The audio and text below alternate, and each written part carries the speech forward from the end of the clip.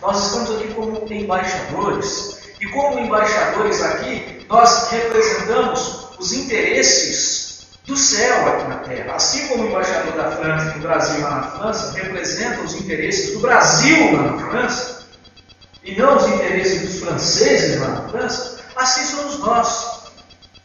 E aí nós podemos ver outra perspectiva da bênção de Deus.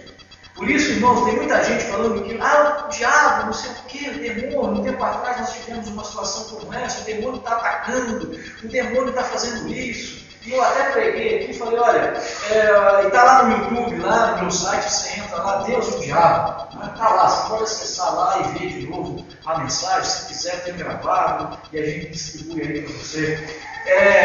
Hoje eu disse o seguinte, o diabo não pode tocar. E quando eu disse isso, claro, por tantas e tantas outras razões, mas uma delas é essa daqui, porque nós não somos cidadãos desse mundo. Por que o diabo pode tocar nos filhos desse mundo? Por que Satanás tem feito muita gente doente, tem feito muita gente ir a boca rota, tem feito muita gente se envolver nas drogas? Por que o diabo tem colocado marido contra mulher, mulher contra marido? Por que o diabo tem usado muito filho contra pai? Porque ele pode tocar nessas pessoas. Mas na igreja, nos santos e fiéis, ele não pode fazer isso. Porque nós somos embaixadores do céu. Para que o exemplo que nós temos aqui, o embaixador do Brasil na França seja condenado, as autoridades francesas têm que ligar aqui para o Brasil, falar com o Itamaraty, como se chama, né? Normalmente o ministro das Relações Exteriores, às vezes até o presidente, o ministro das Relações Exteriores, o seu embaixador cometeu um crime, a gente pode prender? Não pode não, deixa que eu vou conversar com ele. Eles não podem fazer nada. É a mesma coisa. Satanás não pode tocar em você, a não ser que Deus permita isso. E se Deus permitir, nós não estamos na mão do diabo, mas sim nas mãos de Deus. Você conhece a história de Jó, sabe muito bem do que eu estou falando. Então não existe isso, irmãos. Se eu estou sofrendo, das duas uma, ou eu estou sofrendo, eu estou passando dificuldades, eu estou passando por tribulações, ou porque eu busquei essas tribulações com as minhas próprias mãos e fiz o que desagrada a Deus e estou sofrendo as consequências, ou eu realmente estou sendo provado por Deus. E se eu estou sendo provado por Deus, glória a Deus por isso, isso é motivo de alegria, porque Deus vai cuidar de você e o seu estado será, usando o exemplo de Jó, 10 vezes melhor do que o anterior. Não é o diabo que está fazendo isso ou aquilo, e a gente não tem nem que dar muita importância nesse sentido. Essa é outra bênção que a palavra de Deus nos promete. Versículos 4 a 6 diz assim: assim como nos escolheu nele antes da fundação do mundo para sermos santos e irrepreensíveis perante ele, e em amor nos predestinou para ele, para a adoção de filhos, por meio de Jesus Cristo, segundo o beneplácito da sua vontade, para o louvor da glória da sua graça, que ele nos concedeu gratuitamente no amado. Temos 3 palavras aí que os estudiosos, eles gostam de inventar termos difíceis. Nós vimos aí nesses 3 versículos 3 palavras: nos elegeu, nos predestinou e nos adotou. Então são termos soteriológicos, né? Teologicamente falando. O que esses termos significam? Irmãos, no meio teológico existe uma grande divisão. Uns acreditam que Deus elegeu algumas pessoas para serem salvas e essas pessoas serão salvas independente de qualquer coisa. Deus escolheu ou está escolhido, afinal de contas ele é soberano. E se ele falou, está falado. Por exemplo, de Jonas. Deus falou: Jonas, vai para Nínive. Jonas foi para o lado contrário. Aí Deus falou assim: rapaz, você não vai entender, eu estou falando para você ir para lá. E ele foi, teve que ir, porque Deus é soberano. A Bíblia diz que Deus escolheu Jacó e rejeitou Esaú. E alguns termos aí, algumas coisas que, como mal compreendido, levam a gente a entender que realmente Deus escolheu alguns. Deus escolheu você aqui e não escolheu o outro. Deus escolheu você e não escolheu a sua mãe, porque sua mãe morreu sem Cristo. Deus escolheu você e não escolheu o seu marido, porque o seu marido já partiu para a glória e partiu sem Cristo. Então, porque Deus escolheu. Não dá para compatibilizar essa coisa desse jeito. Já outros, então, e o outro lado é aquele negócio seguinte: não, quem escolhe sou eu. Se eu quiser a salvação, eu aceito a salvação. Se eu não quiser, não há Deus nesse mundo que vai me fazer aceitar a salvação. Também é um outro absurdo, porque aí a gente tira a soberania de Deus. Então, não, Deus não é tão Deus assim. Não é verdade?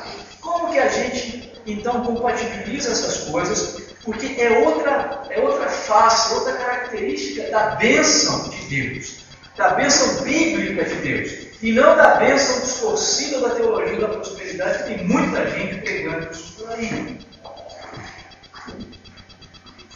A carta aos Efésios, a gente divide a carta aos Efésios em duas partes. Na segunda parte, ela vai falar da santidade processual. No primeiro livro que nós pregamos, eu falei sobre isso, então não vou me ater, porque você vai ver então o que é santidade processual. Processual no sentido de processo, né? A coisa vai acontecendo. Deixa um pouquinho para lá. A primeira parte da carta, ela vai falar sobre as pessoas chamadas, as pessoas escolhidas, as pessoas predestinadas para pôr em prática essa santidade. Então, a gente está falando ainda disso. Já identificamos, são os santos e fiéis. E o que é esses santos e fiéis? O que tem esses santos e fiéis? Eles foram predestinados, eles foram eleitos primeiro. Depois foram predestinados. E depois foram adotados. Para quê? Para receberem as bênçãos de Deus.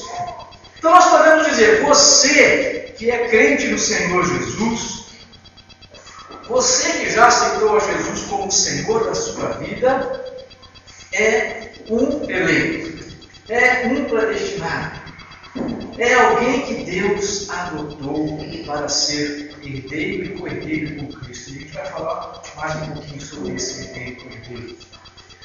Mas irmãos, então peraí, é um nó. Deus escolhe ou não escolhe?